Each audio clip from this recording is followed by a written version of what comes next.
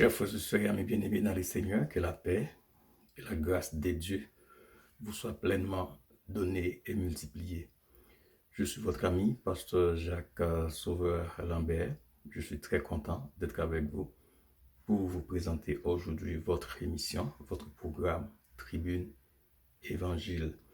Et nous saluons tous les internautes, tous les amis qui sont toujours connectés avec nous pour regarder et partager ce programme avec nous. Nous vous souhaitons tous la plus cordiale bienvenue. Et pour commencer, nous allons prier le Seigneur à présent. Éternel notre Dieu, notre Père céleste, Dieu souverainement élevé, en ce moment, j'ai le privilège de m'approcher devant toi pour te remercier, pour t'exalter, pour ta grâce, pour ta bonté infinie. Merci de m'accorder la grâce d'être ainsi un enfant bien-aimé, un enfant de l'éternité. Je te remercie parce que dans ton plan de salut pour l'humanité, tu as pensé à moi et tu as pensé à tous nos amis internautes qui sont connectés avec nous. Merci, Père, dans le nom de Jésus que je te prie. À lui seul soit la gloire, l'honneur, la puissance, dans tous les siècles des siècles. Amen. Comme nous l'avions dit la dernière fois, nous sommes à la dernière ligne droite des 11 premiers chapitres de l'épître de Paul aux Romains. Et les deux derniers chapitres mettent l'accent sur des éléments essentiels ou fondamentaux. Il est question de la rébellion ou de l'incrédulité d'Israël et la souveraineté absolue de Dieu en ce qui concerne le salut des païens.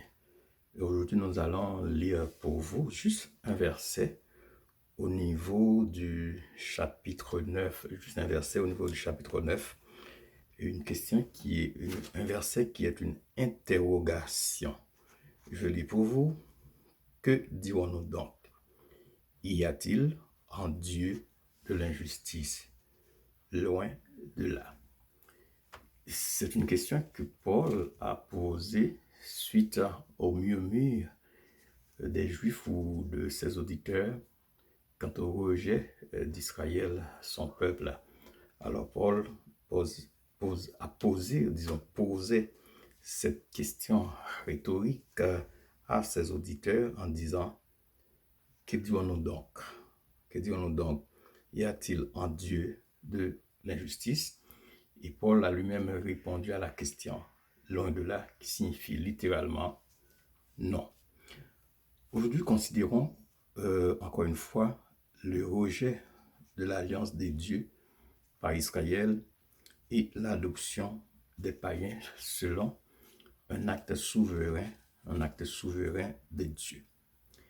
Dans Romains, des chapitres 9 à 11, l'apôtre Paul parle du rejet par Israël de l'alliance des dieux et de la proclamation de l'évangile aux païens. Cependant, malgré leur rejet de l'alliance, les Juifs pensaient erronément que leur lignée leur donnait automatiquement les bénédictions de l'alliance. Paul, dans son exposé, montre le contraire de cette illusion et enseigne que tous peuvent recevoir les bénédictions des alliances et être sauvés, soit juifs ou païens. Dans Romains chapitre 10 et Romains chapitre 11, Paul nous apprend qu'il est indispensable d'entendre la parole de Dieu pour acquérir la foi en Jésus-Christ. Or, la foi vient de ce qu'on entend, et ce qu'on entend vient de la parole de Dieu.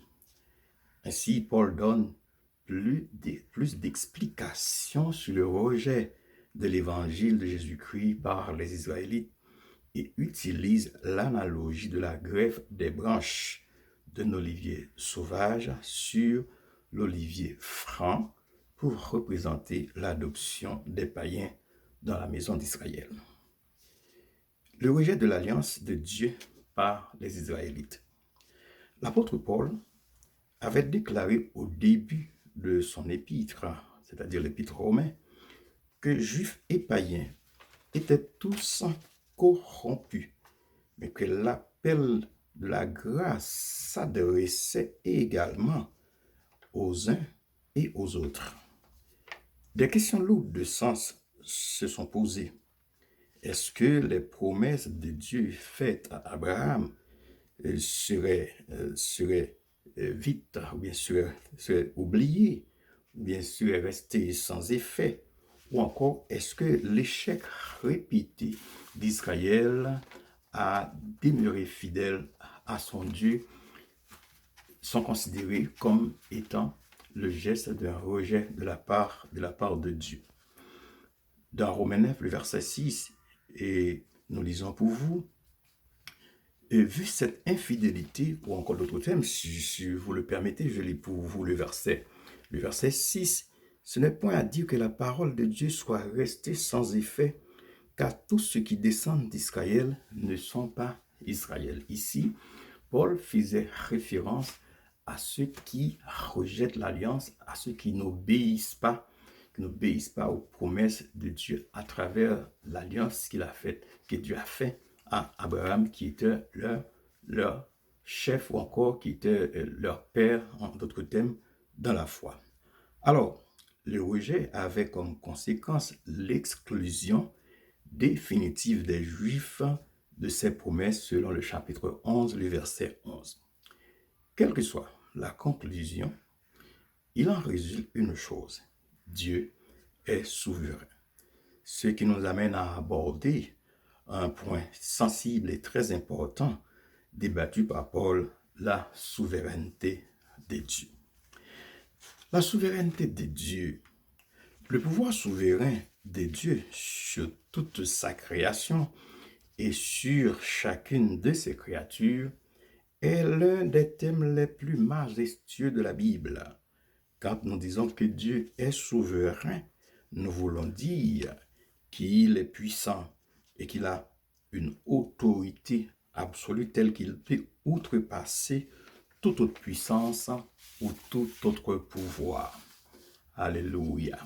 Alors, mes chers frères et sœurs et amis dans les Seigneurs, dans Romains 9 à 11, Paul traite la question de la souveraineté comme un acte délibéré de Dieu, incluant les païens dans son plan de salut. Sa souveraineté est gouvernée par sa justice et sa miséricorde. Et Paul, dans son exposé, posait la question suivante, la question que je vous lisais au début du programme.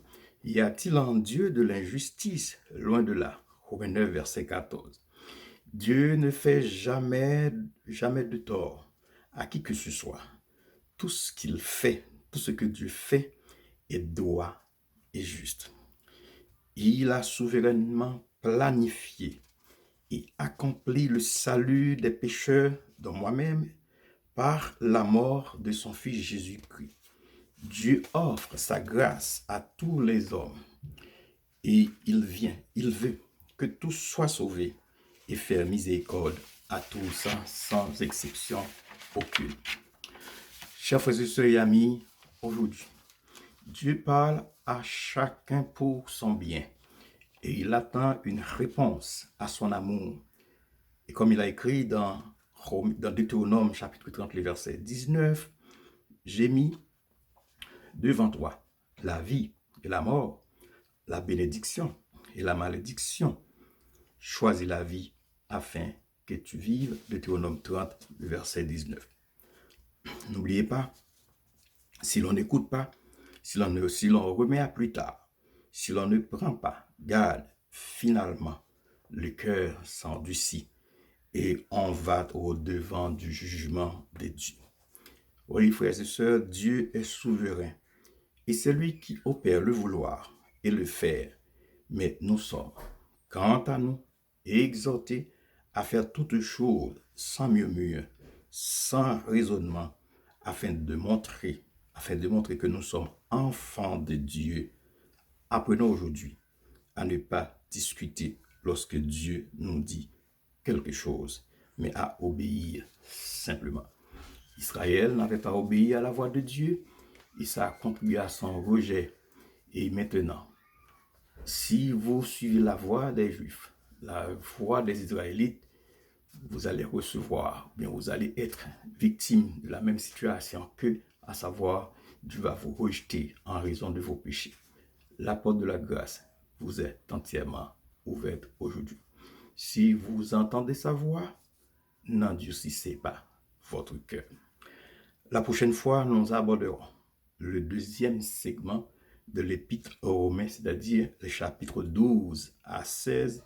Dans ces chapitres, l'apôtre Paul traitait les questions relatives à la vie chrétienne pratique. Merci, c'était un plaisir pour vous servir. C'était votre ami, le pasteur Jacques Sauveur-Lambert. Et nous allons, comme à l'accoutumée, prier pour terminer. Seigneur, je te dis merci encore une fois pour ta grâce. Merci de m'inclure dans ton plan de salut. Merci de m'accorder la faveur. Je crois que tu l'as fait à cause de ta souveraineté. Et je veux obéir à ta voix pour ne pas recevoir le châtiment ou le jugement à la fin. Merci pour ta grâce. Bénis tous les internautes qui étaient avec nous. Sois avec chacun de nous et accorde-nous ta grâce. Dans le nom de Jésus-Christ, ton Fils, que nous t'en prions ainsi. À lui soit la gloire, l'honneur, la puissance dans tous les siècles des siècles. Amen. Merci, c'était pour vous servir votre ami, le pasteur Jacques Sauveur-Lambert, qui vous a présenté ce programme au nom du ministère Évangile Action. Que le Seigneur vous bénisse tous. À bientôt pour une autre émission. Que Dieu vous garde, que Dieu vous conserve, que Dieu vous protège, qu'il soit toujours avec vous. Amen.